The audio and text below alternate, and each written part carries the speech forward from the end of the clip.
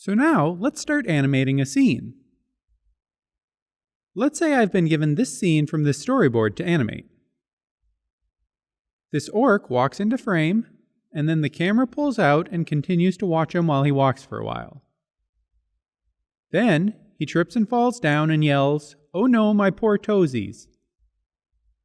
This gives us a good picture of the content of the scene, but there are still big decisions we need to make about the timing.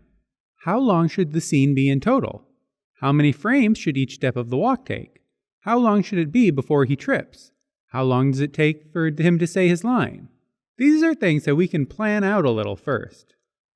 One way animators plan a scene is with an exposure sheet, also called an X sheet or dope sheet. Each row represents a frame of the animation, and each column is a layer or element in the animation.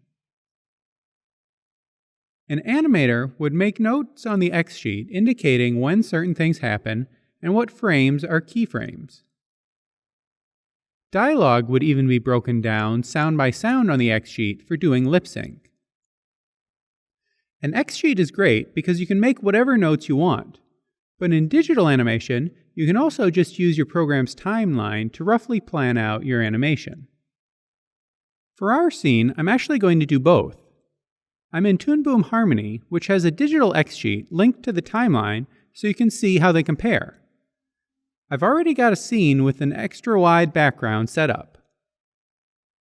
I'm going to start by picking a length for the entire scene. To help me with that, I shot some reference footage. I'm playing this with a program called Qt Sync that lets me add in this timecode at the top. Now I shot this video on my phone, which shoots at 30 frames per second, so we can't use the exact frame numbers since we're animating at 24 frames per second. But we just need to estimate the time anyway.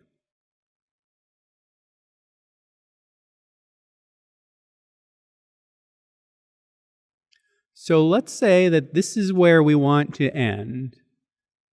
That's 13 seconds and 15 frames, which means 13 and a half seconds, which at 24 frames per second would be 324 frames.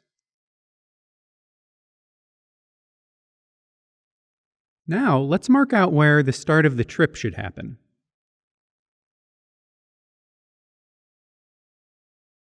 It looks like 5 seconds and 24 frames. Let's call that 5 3/4 seconds. So on our timeline, that would be about frame 138. Let's do 139. Since I'm going to be drawing this on 2s, it's good to keep frames on odd numbers.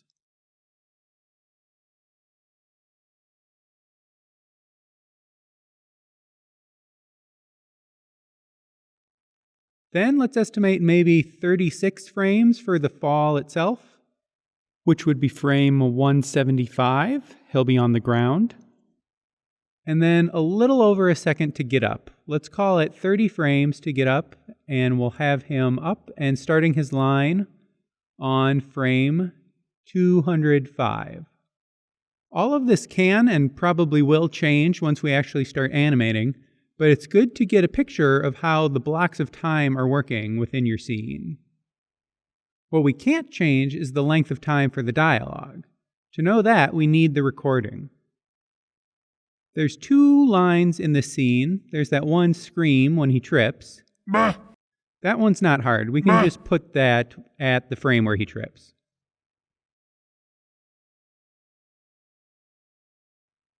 This next line where he actually speaks is a little trickier. Oh no, my poor toesies. Here I can see the length in my audio player, but I'm just going to go ahead and import it onto the timeline, and then we can see how long it is. So now you can see we have a waveform, both on the timeline and in our X sheet. There's that bit of moaning at the start of the line. So I'm going to actually start it right after he falls, and then he'll be moaning as he's getting up. If I play the timeline, we can hear it. Oh no, my poor toesies. And with the waveform, we'll be able to time out our lip sync later. We could do more, but that's really all we need to get us started. We'll plan out some more details when we get to doing the walk and the lip sync. What we have marked here are essentially the keyframes or key poses of our animation. So to finish out this video, I'm going to go through and make a drawing for each of these positions. If you're working in 3D, you would be creating a pose for your character rig at each of these spots in the timeline.